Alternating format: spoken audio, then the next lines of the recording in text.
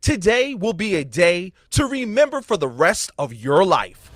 The Pro Football Hall of Fame is excited to present the heart of a Hall of Famer program connected by Extreme Networks. With over 100 Hall of Famers participating, we have reached 47 states and countries all over the world, sharing the message that football is more than a game and can teach Americans important life values like commitment, integrity, courage, respect, and honesty. You have to make right decisions even when nobody's watching you. Well, respect is not just given out. It's not handed out like a brochure. It's earned. Today, you are presented with an opportunity to meet and learn from one of the greatest football players of all time. But more important than that, the chance to see that their Hall of Fame life wasn't given to them. They didn't roll out the bed great. They put the work in, on the field, in the weight room, in the classroom, in their communities. They made themselves a Hall of Famer on and off the field. Your feet can't take you where your mind's never been. Because you can make it, but it's just gonna take a little hard work and some effort and the drive and determination. And today, you will learn you can do the same thing they did. You don't have to have a gold jacket or a bronze bust to make a difference in the lives of others. It's your decision whether you want to be a successful student, son, daughter, brother, or sister. If attitudes are contagious, is your attitude worth catching? It's integrity as well, because when you decide to pursue something and you don't quit, that says a lot about you. Commitment to excellence. We can all aspire to be the best. Welcome to a once-in-a-lifetime program, the heart of a Hall of Famer program, connected by Extreme Networks. It's an honor being named into the Hall of Fame, to having those 10 letters added to your name. But it takes more than just yourself. It takes a village of people. And with me, it was truly a village, because no one gets to the top by themselves. Someone had to push, prod, and pull me to the next level. Help me walk through the tough steps and be forever grateful. Each man and woman has an opportunity to impact a human being as they walk through life. And I'd like to tell you about the people who mentored me, offered me friendship and love unconditionally. I know there's a lot of people I didn't get a chance to thank, but I want to thank everyone for being here today, and I apologize for those I didn't get to mention. And I'm standing here today being honored because of each of you. So when the opportunity presents itself in your life, choose to be the difference maker in this village. Thank you very much. Appreciate it.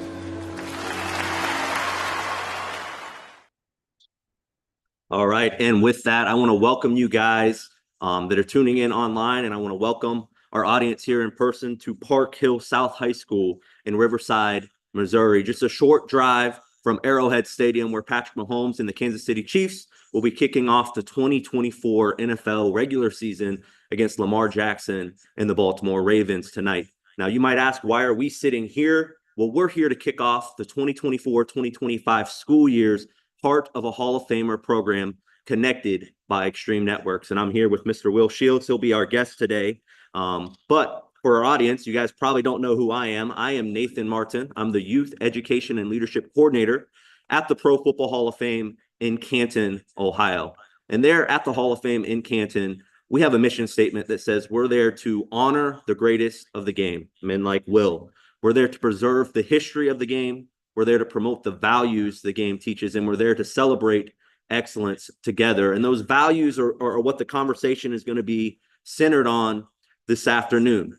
The values that we hold near and dear to ourselves there at the hall. And Will was just teasing me, I need to get them on the backdrop. They're not on the backdrop anymore. But those values are commitment, integrity, courage, respect, and honesty. And those are just 5 words that the game of football teaches. There's so many others. I'm sure we'll get to some of those throughout our conversation. But we're super excited to be here. I think Will's excited to be here, have this conversation with our students. We got the football team sitting here in front of us here at Park Hill. We've got schools connected in from around the country. But before we get to the questions from our students and the comments from Will, I got to thank a handful of people. And first and foremost, we got to thank Extreme Networks. Their logo is on our banner here, and they're the sponsor. They're the partner here on this event. And they do so much for schools around the country. And without them and their relationship with us there at the Hall of Fame, we couldn't do this program. We couldn't bring it to places like Park Hill South and connect with schools across the country. So thank you to Extreme Networks. I also want to thank the teachers and the administrators, both here at Park Hill South and the schools that are connected in, watching via Zoom or YouTube. Thank you for buying into this. This message here, the values that we're going to talk about, it's important. We believe it's important at the Hall of Fame. Obviously, you believe it's important for your students to hear about this. So thank you for allowing your students to be connected in for this program. I also want to thank the students that are sitting here in front of us here at Park Hill South, the students that are connected in online. You guys drive the program. I could sit here, I could ask Will questions, we could have a conversation, but we could do that any other time. We want you guys to ask questions. We want you guys to challenge Will a little bit, ask him maybe some tough questions, not anything too challenging, but, learn a little bit today, leave today a little bit better. And hopefully you guys are prepared to ask some great questions. And with that, I want to go ahead and give everyone a reminder. If you're watching online, go ahead and put your questions, your comments in the chat function, in the comment section, whatever platform you're on there, Zoom or YouTube. We want to hear from you. We'll try to make those a part of the program. And if you guys sitting here take pictures, video, whatever, post it, tag at Pro Football HOF, use the hashtag Hoff Values.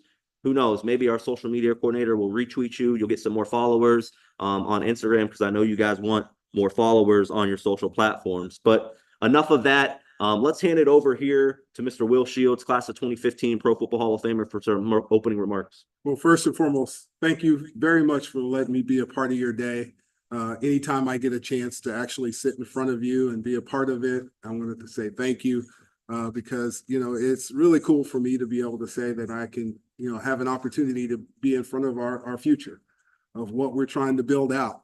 Regardless if you play sports or not, football, basketball, baseball, lacrosse, anything of that nature, even if it's to vocal music or whatever it is within that realm, it's a great honor to be in front of you, because I lived in all those worlds, all the way through vocal music. So I've done vocal music from when I was in kindergarten through high school. Gave me an opportunity to travel more than I've ever thought I could travel as a young age. But the thing of it is the importance of, what will you do next? What will you do after today? How will you figure out what is your plan? Because everybody should have a plan. We're starting a new year, a new season, a new this, a new that. What have you done up to this point? And then what are you going to do from this point forward to change your life or make it better or to benefit from it? Who are you going to reach out to? Because now is the time for you to reach out for those that you think can help you to grow. And to me, that's the most important piece. How do you grow? How do you get better? Every day you should try to strive to do something unique and be able to learn from it and also get better at it. Because if not, it's a day wasted. And that makes a big difference. And I think that's what makes the difference between just a person that's just sitting there doing nothing and the person that wants to get a little bit better every day. Man, I think that's a great challenge already to kick the program off. How are we getting better every single day? And that's not just for our students. That's stuff that as adults, we should be asking ourselves. We should not grow complacent. I believe that's something Will probably ask himself every single day. But the first question I have for you, and we do this every single program, Will's done this program maybe more than any other Hall of Famer. I haven't added it up, but he's one of our favorite guests that we do this with. And so he's ready for this question. Out of those Hall of Fame values, again, commitment, integrity, courage, respect, honesty, is there one that you hear and you go, that was something I had to live by? That was something that was near and dear to me. That was important to me, that you want to, convey to these guys? I think for me, it's commitment. Commitment itself is one of those things that is hard to do, because you say you're committed. You say, I want to be committed to it, but then the process of getting there is where you want to go through next. And for me, it's that commitment to, okay, I'm going to get in the best shape I'm going to be in. I'm going to do all the different things I need to do. I'm going to commit to get better grades. I'm going to commit to do this. There's a lot of those little things that you write down and you put into your bucket. But the question for me is, how do you get there? That's the next question. How do you commit yourself to figuring out how to get to the next level? And to me, that's the most important piece. I was committed to being as good as I could be. I wanted to be, I think commitment sort of started me off when I was in middle school going to high school.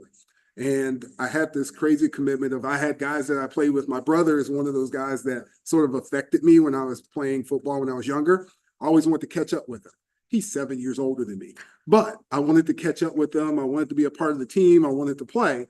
So I committed myself. I said, hey, I want to be on the field. I want to be part of the team. I want to do this, that, and the other. So I committed myself to running every day at lunchtime when my dad came home in the summer.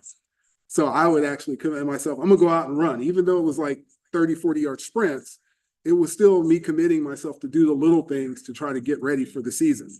And sometimes I call that word, it's called, I say fear made me famous.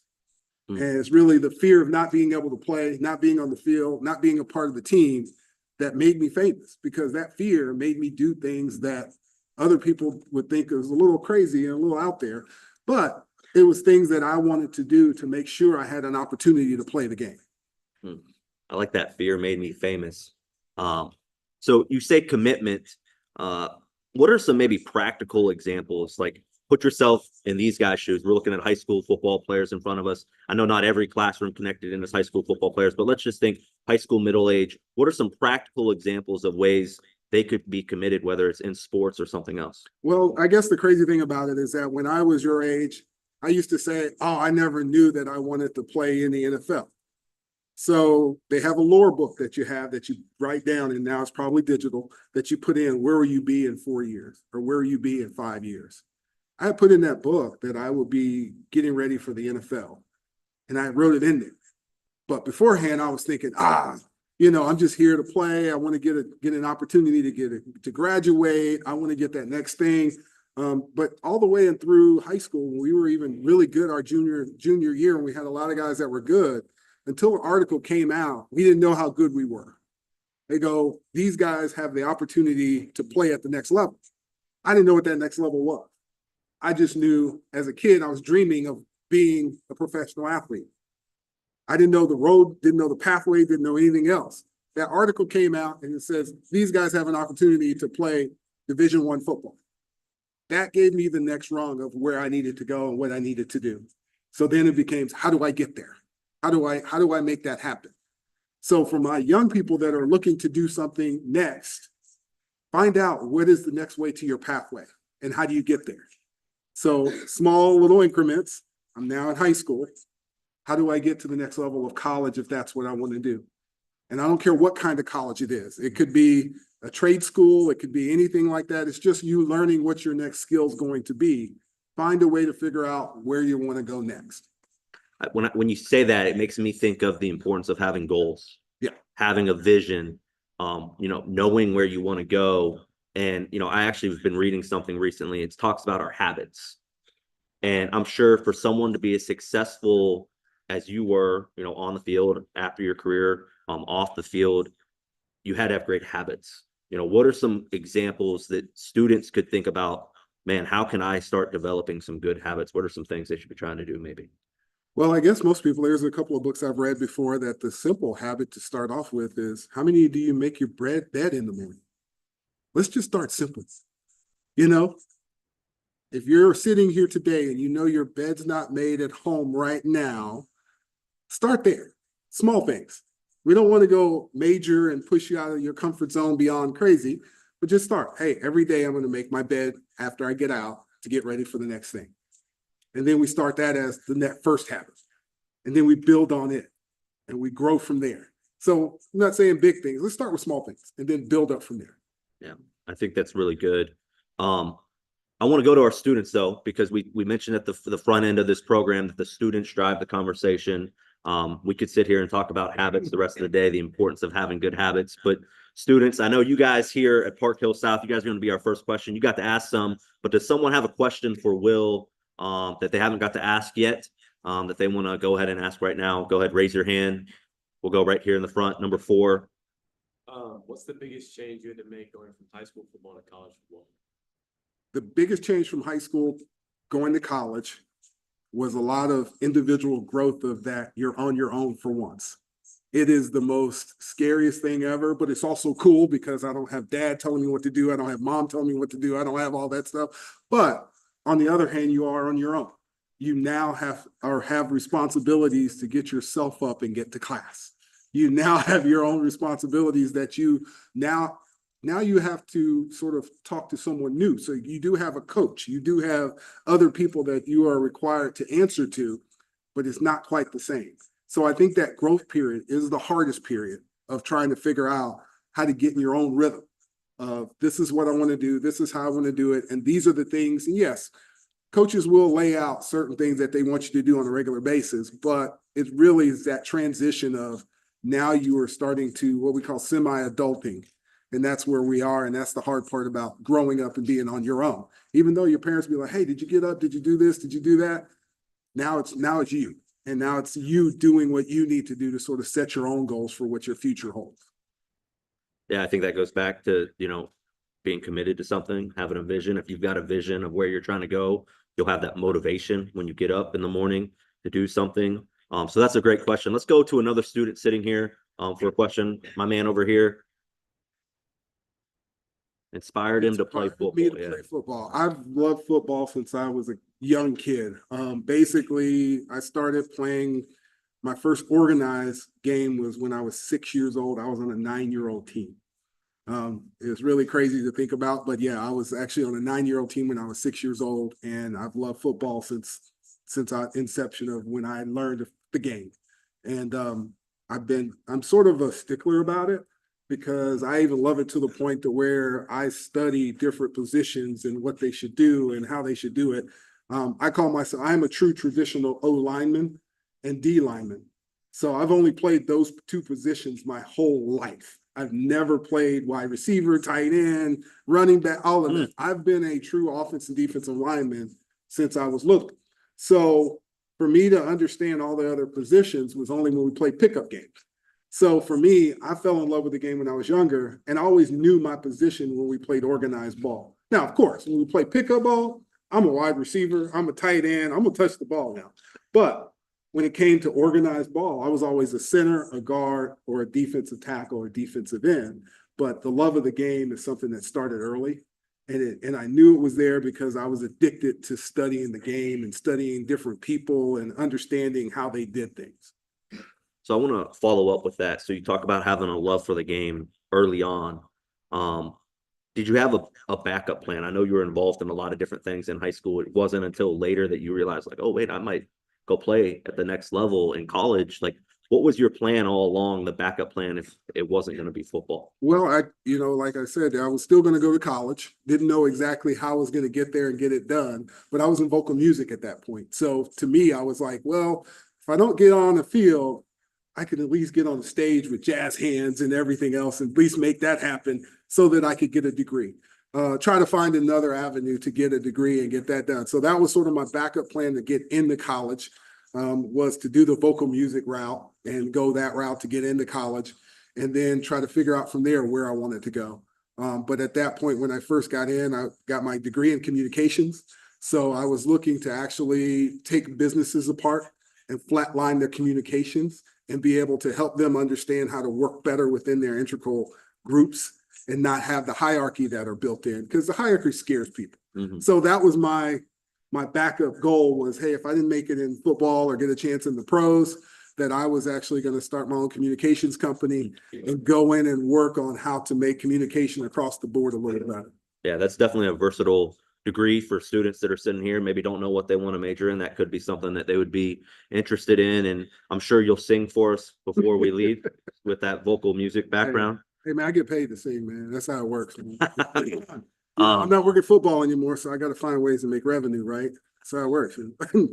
Always a businessman there, right? So let's go to one of our schools that's connected in here virtually. So we're going to throw it to Sherman School of Excellence. They're located in Illinois.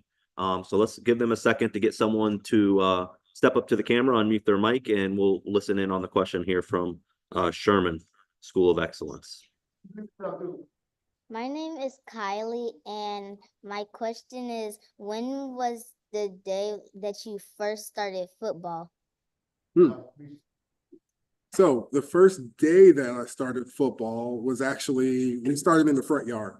And that was really sort of my first day when I played with my bigger brother, and he would play on his knees. And we would just basically throw the ball up, run around, and let each other tackle each other. So that was sort of my introductory game, is basically just, us roughhousing out in the front yard. And so then at that point, that's where I've sort of picked up the beginning of, what it was like to actually be hit, tackled, and vice versa, and to tackle someone else was basically in the front yard. Yeah, I know when you got siblings, there's a lot of great games that happen there in the front yard. And I'm sure our students that have siblings can relate to that a little bit. Let's go to another one of our schools that's connected in here virtually. This is Irene M. Hunt School. They're located in California. So let's give them a second. Let's get a student up there in front of the camera. Unmute your microphone, and we'll get a question from you guys there.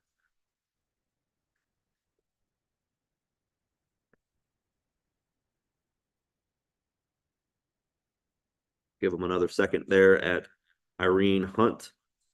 Let's see if they can get connected in.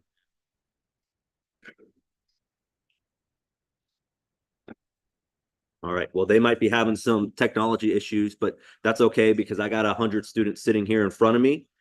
So we'll go right back here to Park Hill South High School for a question from one of our students. We'll go with our guy there in the very back. You got to say it really loud for us to hear up here. Well, which one was it? My favorite players? Favorite player. When I was growing up or right now? Right now, I think there's a lot of guys that are good. Actually, my favorite player was, I was basically between a Cowboys fan, 49ers fan back in those days. Those were the teams that were winning championships. So I like to emulate Ep.252 Jones. He's a big defensive tackle, which is really cool because now I get a chance every once in a while to actually run into him. Sure. And so you get a chance to sit across from that whole starting line, and Danny White and that whole group are sitting there. And you just think it's funny because they all sit in position, left, right, and an end. I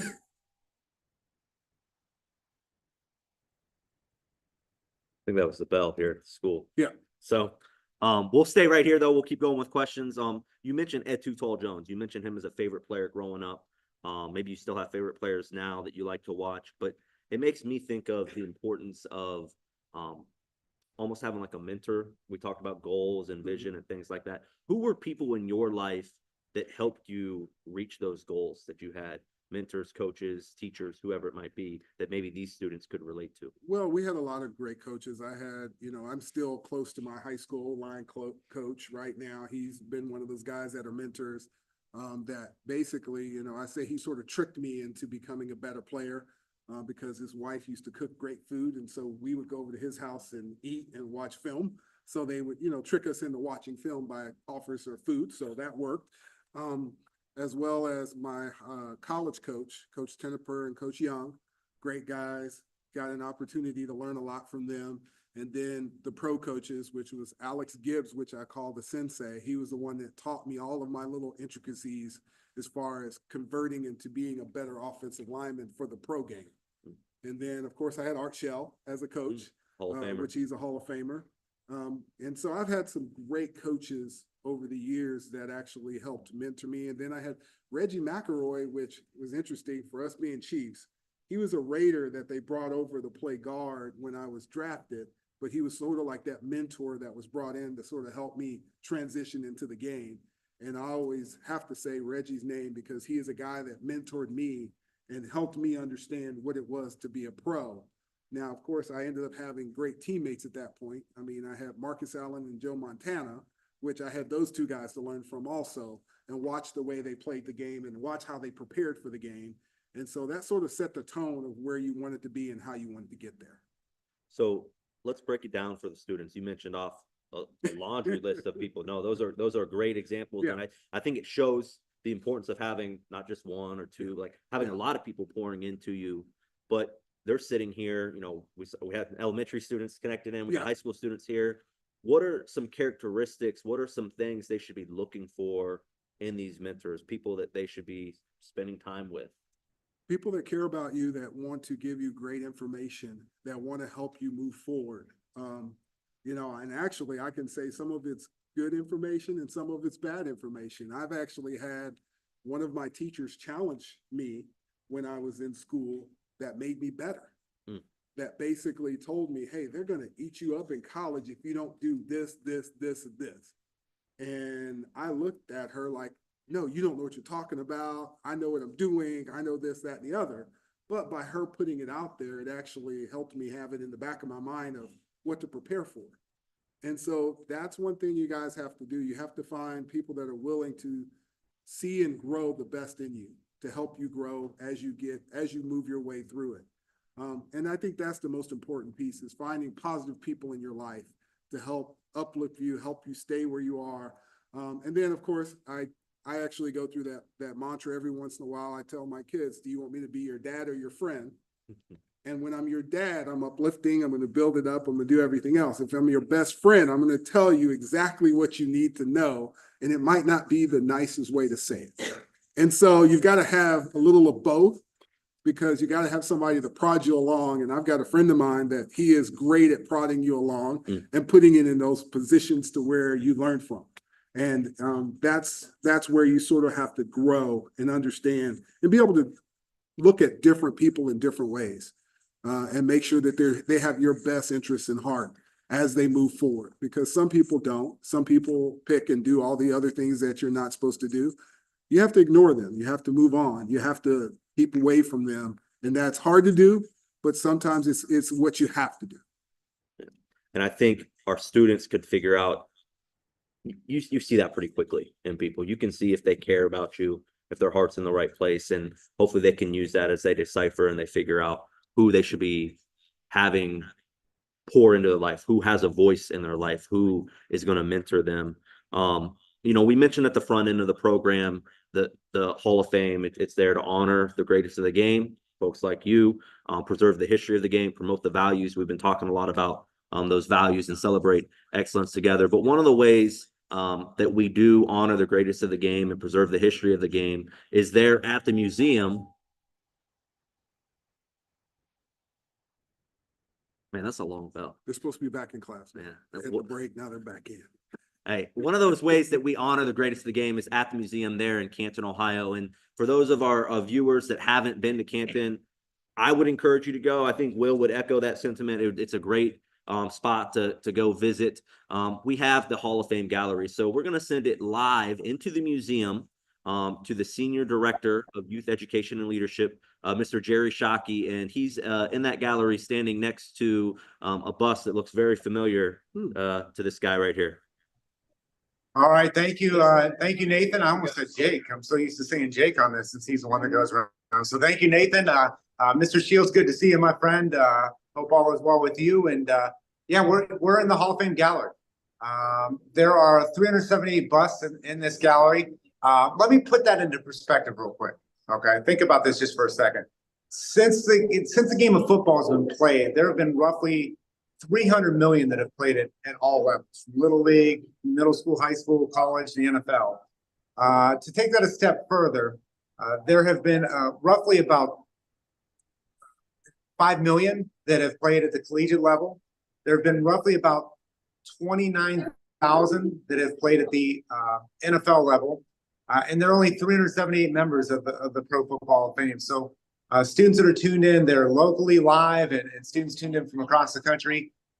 You're talking about one of the greatest ever to do this. And so in any field, to learn from someone, whether it's a great scientist, whether it's a great football player, whether it's a great humanitarian, whatever it is, there are underlying values that make these individuals great at whatever their chosen profession is. And so you have an opportunity to learn from one of the very best to do it on the football field, and I'll say off the football field as well. So, in this room, in this gallery, when we just look around and see all these bronze busts around here, 378 of them, the first word that comes to mind for me is legacy. And knowing you pretty well, Will, is that I know that your legacy just isn't the bronze bust here. So can you define for the students, first of all, what legacy means to you?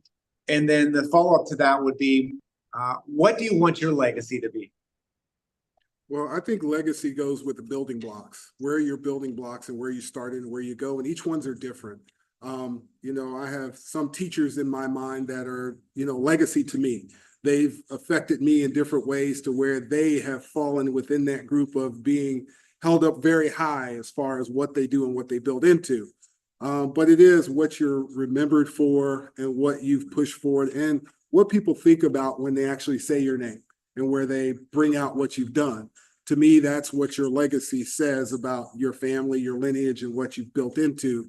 And to me, that's one of those pieces that, you sort of work on as being, hey, what can you build out to be my family name as being the best I could be, and try not to ever tarnish that. And to me, that's the hard part. But it was interesting that he brought up all the numbers that he brought up through there. So each of us as players or guys that are in the Hall of Fame have a number. And so it was interesting that you gave me these new shirts, right? So I've got 293. So I'm number 293 out of the 378. So I'm number 293, and I'll be known for that forever as being my number. I'm a numbers guy. So, and I've learned this from the owner of the Hunts. He's a numbers guy, and that is Lamar Sr. And he was actually always in the numbers. He would go through and look at all these different things, tell us how numbers would be, factored into everything else. So in 2015, there was 2 offensive linemen that went into the Hall of Fame, myself and Tinglehall. We are 2 guys that also went to the University of Nebraska at the same time.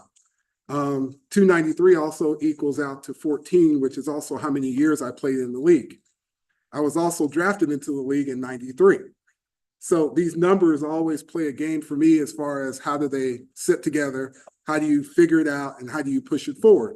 Now, I was a 3rd round draft pick, which is also interesting to think about it because it took my 3rd round for me to get into the Hall of Fame. So to me, I use numbers as another factoid after the fact to sort of say, hey, there's certain things that's going to happen in life. You have to be patient. You have to work through it. And remember, when your number's called, are you ready for it? That's the most important piece. Have you prepared to be ready for when your number's called? And to me, those are things that you have to prepare for. All right. Thank you, Mr. Shields. And Nathan, I'm going to send it back to you, buddy. Awesome. Thank you, Jerry, for giving us that look there inside the museum. And you really broke down those numbers. And some of you guys, man, you get that number and it like, yeah, man, you find different ways. Yeah. Different ways. What's something that stood out to me there, you mentioned 3rd round pick, right? So you have a draft day experience, and I'm going to encourage you guys, we won't break it down today, but we had Will, he helped us when we did the NFL draft program with this. He talked a little bit about his draft day experience back in the springtime. But again, you waited till the 3rd round. When you got selected for the Hall of Fame, it was your 3rd year of eligibility, if I heard you there, right? Yeah. You mentioned the word patience. Yeah. And if we're being real, I don't know how many people love to be patient. Yeah. Like we want things now. We don't want to be a part of the process that it takes to get to these things. Can you just talk to our students about the importance of patience and why that's important in any area of life? Patience is a hard thing. It's hard to learn patience and growth and understanding. But you have to look at it into relative terms of where are you at? When are you ready? When are you building into? Because guess what? I want it now. I could do it now. I could do that at this point. But if you learned a little patience, a little growth, and every time they say, hey, you need to wait a little longer, work a little harder. Because then when you are ready and when it does happen, your opportunities will be tenfold because the simple fact of once you step into a position, then you'll grow from there. So my first start in the NFL, I was an Outland Trophy winner, and I think I should be drafted in the 1st round, and I got drafted in the 3rd round, and I was mad, and that patience helped me create anger. I was like, oh, I'm going to make everybody pay for not giving me an opportunity to play. So it helped me work harder during the off season, helped me prepare. And so when I got here, I was thinking, okay, give me an opportunity, give me a chance. A guy had asked me once, he goes, Will, if we were to draft you, what would you do? And I go, I don't know, coach. I said, but I've never played behind anybody in my entire life longer than, whatever I needed to understand what you needed me to do. From that point, I'm not a guy that's going to sit behind somebody and be happy with that. And he goes, okay. So they drafted me. They gave me an opportunity. First couple of training camps were rough. I wasn't ready.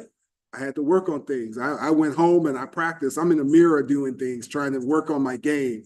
I'm in the kitchen doing kick sets and working on, fundamentals all the time. So then about the third time I sat with my agent and we played one-on-one basketball, me and my agent, and he was like, yeah, this is like pass protection. This is like this. And I'm like, it's not that easy, coach. Yeah, it is. The goal is the quarterback and you're playing pass protection and you're just keeping me around and this is the angle. And I was like, really? He was like, I was like, yeah, is that simple? I was like, okay. Went back, third training camp, showed promise, showed a little better, that kind of thing. Coach says, well, maybe week 7 or 8, I'll give you an opportunity to play a little bit, but I can't start you early because rookies get you fired. That was his role. And so he goes, maybe. So first game, we're playing Tampa Bay. The guy on the left side gets hurt. Guy from right goes over. Then the next thing you know, I end up jumping into the right side. And from that point was my opportunity. And I never left that spot. But it was all about the learning process, the little pieces of being patient and working your way into it and listening and learning and growing. And that's where you have to do it in everything that you do, because guess what? We don't know it all. And I have to admit, I don't know it all. I can only tell you what I know now, but every day I'm learning something new. Yeah, that's a great piece of advice. That's great commentary on the importance of patience. Let's throw it to another student here for a question. My man, number 50, right here in the front. Say it loud, say it proud with your question there. What's some advice that you would give to the leaders of this group? Well, the leaders of this group, what I would say is your patience are more important than everyone else's patience. But also, if you're not pulling others along with you, then are you truly a leader? If you're not finding what buttons to push in every one of these different people in your room, because you guys have a great leadership group, how do you pull them along with you? How do you make them better? How do you make them commit to being better? And that is the most key piece of it itself. And so you're like, well, I'm worried about me, but now I got to bring 3 other people along with me. Yeah, you do. Because they think you can. That's why they put you in that position. Your job is to help everyone be better, get better, do better. And go ahead, pull them along.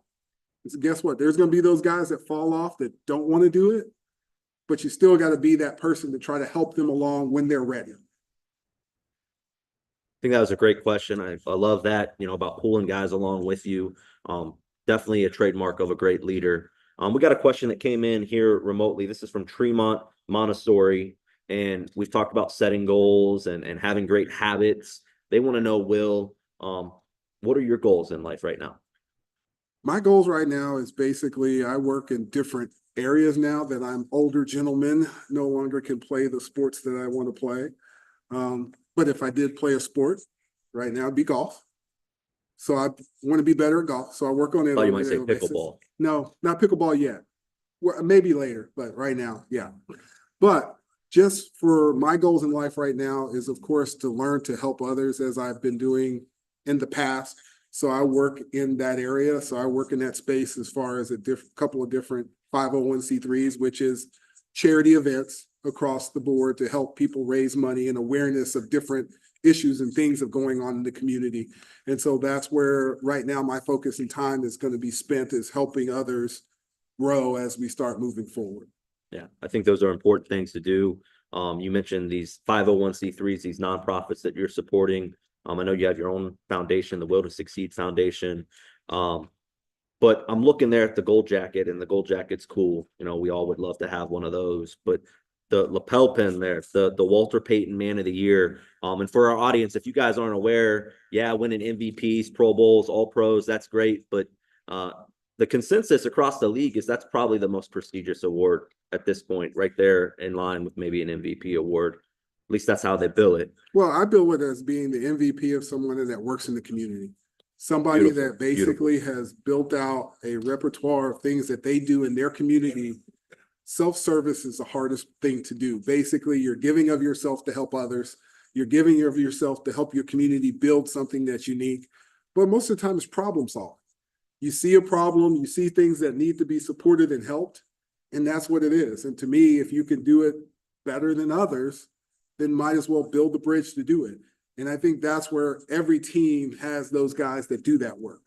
And that's what makes it unique. And that's why every team puts a person up that says, this is our guy that does this kind of work in our community to help us build and move forward for those that need help. And I can't just say less fortunate. I'm just saying those that need help across the board, because we all need it somewhere, somehow. It's just picking on where we can build it and where we can make it better and how we can build people to be able to help and support. Yeah. I love how you kind of put that. That's the MVP of giving back, of serving. That's a great way to explain the Walter Payton Man of the Year award. Let's go back to Sherman School of Excellence. Want to make sure I say the right school. Sherman School of Excellence. I think they have a couple more questions maybe. So let's see if they can get one of those in here. We'll give them a second to get up to the microphone. So let's see if they got another student with a question.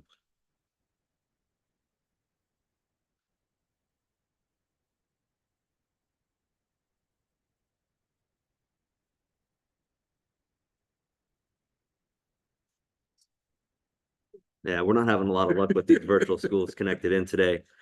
That's okay. They're lost, right? Your guys gain. You guys get to ask another question. So let's go back here, Park Hill South. You guys are sitting here in front of us. I know you guys got questions. Let's go over here with your question, man. Biggest mistake? He was like my biggest mistake. On the field or off the field? On my journey in general, I think one of my bigger mistakes as I moved forward was basically trying to figure out how to be better physically than you were. As far as, we talk about guys that's played 20 years compared to 14 or 10 or 12.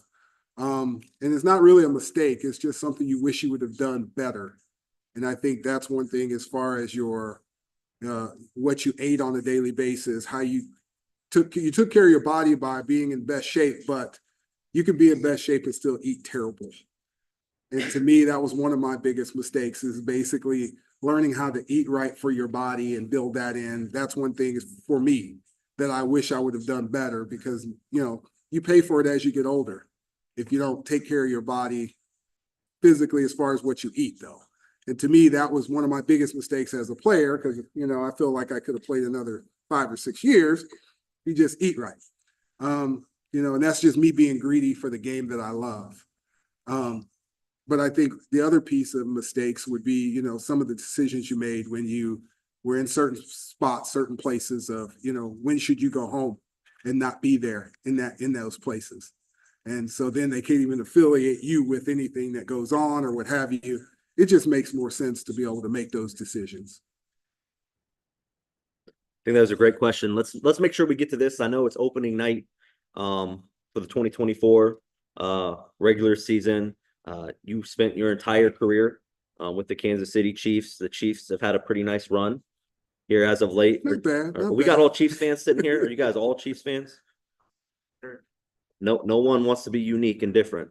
Go Pack, go. That's my team, the Packers. But let's talk about tonight's game. Yeah. First and foremost, give me a season prediction for your Chiefs, right? And then maybe there's only one way to end the season. And what's that? Super Bowl, man. That's all you're going for. After that, the season is a bust. I mean, we've been spoiled, and we still want them to get there and do the 3-peat. It's hard to say that they can't. You say you want you want them to do that. I mean, that's what you've lived, eat, and breathed for the last 5, 6 years, 7 years. So you still want them to play well. Still want to win. It's going to be a tough battle, but you still want to see them win a Super Bowl. That's like you want probably Green Bay to win a Super Bowl. For sure, man. Jordan Love. Let's go. So that's where the heart is. That's what we're going to talk about is, them getting back to the game and winning it. Yeah. And that would be the creme de la creme. Well, maybe it'll be a rematch of Super Bowl I, Green Bay and Kansas City. But let's get a prediction tonight then. Game 1, because last year, Game 1, they lost to the Lions. Which I'm fine with. The Chiefs did. So what's it going to look like tonight against Baltimore? I don't know. I mean, the whole part, new pieces. To me, that's the hard part of saying what Game 1 looks like. How are they going to play? How are they going to fit together? How are they going to play? Of course, you want the champs to win, the Super Bowl champions to win. It's going to be a tough game. I think it's going to be a little different than the playoff game. They do have a running back there that's pretty big, that makes a big difference. but I still want the Chiefs to win. You know, I still give them a touchdown win, regardless of what it is. This is maybe a fun question, but I think the students will appreciate this.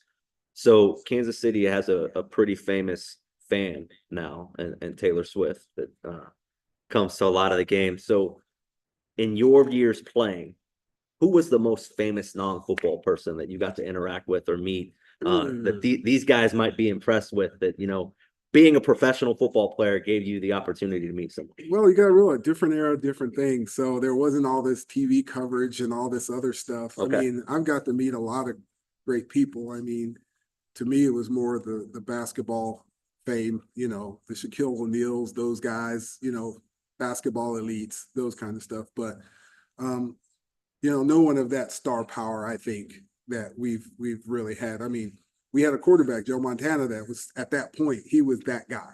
So that to me was sort of the same. And he had people that would come out and watch him play. But really, no, not with that big of a star power. And I always start my speeches off of, yes, I know Patrick Mahomes very well, and no, I've not met Taylor Swift. So that's sort of how it goes for me. Well, you mentioned Shaq. Okay, let's just keep the fun rolling. Hopefully here. Yeah. Could you have blocked Shaq? Like if he's playing D end or he's D tackle? You have to realize my mindset. How big he is. My mindset is different than most. I can block anybody. That's my mindset. I don't care who it is, what they are, and what they do. My job is to win, and that's what I do. So, you know, I don't care who it is you put up there.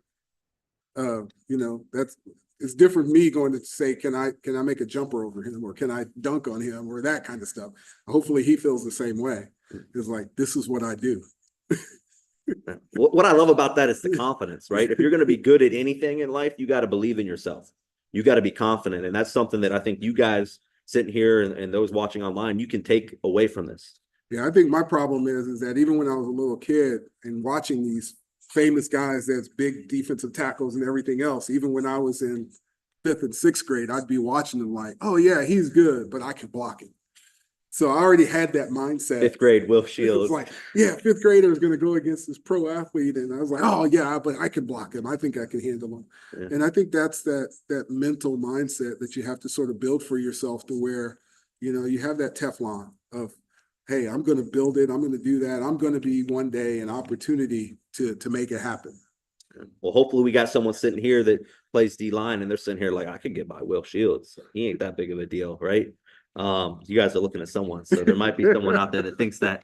Let's go to another question here, Park Hill South. Let's get another guy. My guy right here in the front, number 5. You sit in the front, man. Leaders sit in the front, so we're going to the front. Yeah, I just wanted to ask, going back to your love of the game of football, was there ever a time that you didn't love, like you felt like you didn't love the game of football, you were discouraged? I had a day of frustration, and I'll tell you, when I went against Entman, he was a big defensive tackle, played for Washington. That was a day I was like, what am I doing? Do I really, really know what I'm doing in the game of football? And basically we had an off season. We were going to play him like the first or second game of the year. My coaches were talking him up. He's this, he's that, he's really big. He's, you know, you've got to do these things. And I didn't play my own game in the first half. And after that, second half, when I finally got after him, it was a little late. The game was already sort of out of hand, and we couldn't make the comeback. We couldn't do all those other things. But to me, that was a game that sort of changed my mind, as far as I was sitting here going, am I really as good as I think I am? Do I really know what I'm doing? Do I really, you know, how bad do I want it? Kind of thing. And this was in college. And I remember having that conversation, sitting here going, am I as good as I think I am? Do I, you know, what can I do to get better? Or do they really know what they're talking about? And so to me, that was that sort of turning point in my career, of where I was like, okay, enough listening to all these outside sources. I'm going to do me, be me, and do what I need to do to make sure I'm ready for whatever comes next. All right, let's do something fun. We've done this in the past, I think, with you and other Hall of Famers that have been a part of this program. Kind of a little bit of a rapid fire question segment. I've got some new questions from our social media team. So maybe something new for you here. All right. Keep your answer, I guess, as short and sweet as you can with this. Okay. But some of them are going to make you think. I think so. Okay. So What's the best football movie? Ooh, best football. Short answer. Best or funniest? Will Shields putting a movie in. Which one is he putting in? I don't know if I could use it here. Football movie. I'll go with the longest yard. All right. Game day snack go to for you. Hush Puppies. Least favorite stadium to visit. The Raiders. Are you tailgating or do you want to watch the game at home? Watch the game at home. If you could have played another position besides the offensive line, what are you playing? Tight end. Who's going to win the Super Bowl this year? The Chiefs. What's your favorite sport to watch if it's not football? Soccer. Favorite Halloween candy? What they call little candy corns. Cat or dog person? Dog. What's your go-to karaoke song? Oh, that's tough to say. End of the road. If you could have any superpower, what would it be? Invisibility.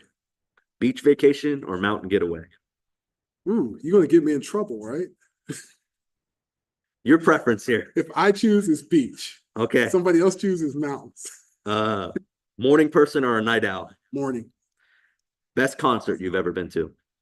Prince. And if you could have one food for the rest of your life, that's all you can eat, what would it be? Pizza. Pizza. Great choice.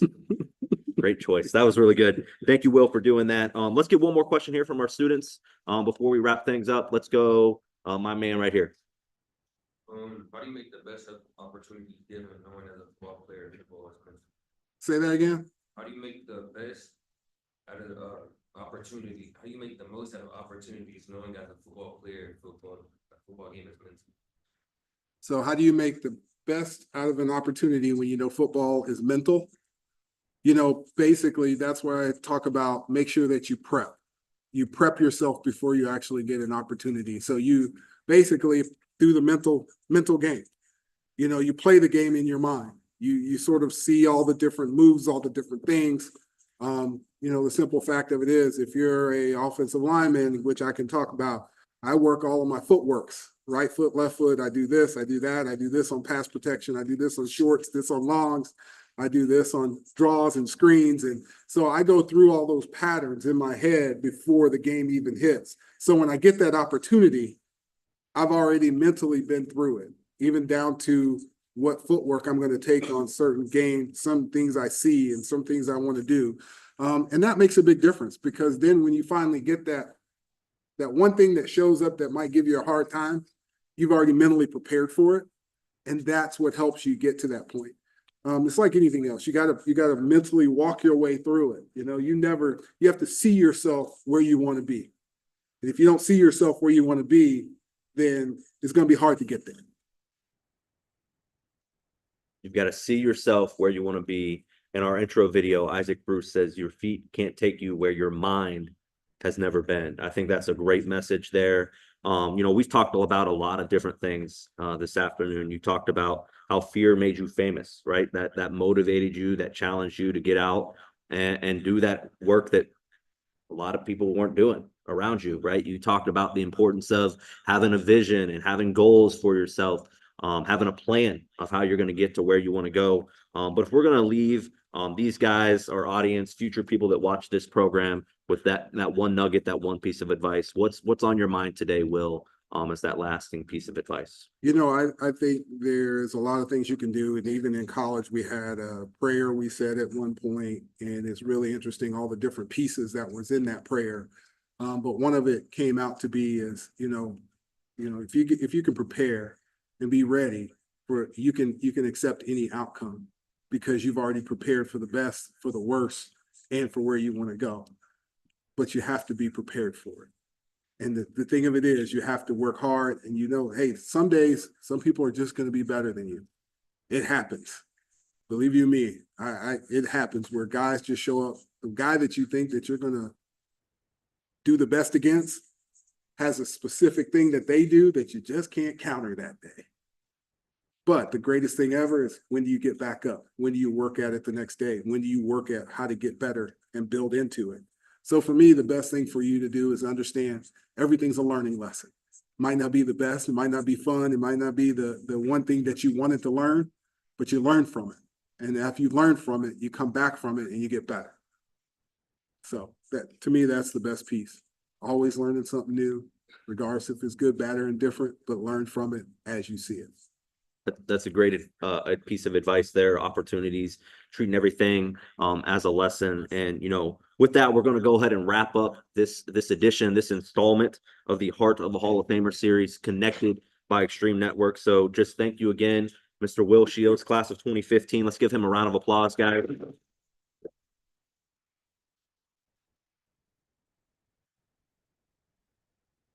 So, Will, thank you again for everything you've done for the game of football, everything you've done for your Kansas City Chiefs and this community, the Pro Football Hall of Fame. The game wouldn't be the same without you and men like you. So, with that, guys, we're going to go ahead and end this installment, but hopefully we'll see you guys and other schools at future Part of a Hall of Famer programs. And thank you guys for tuning in.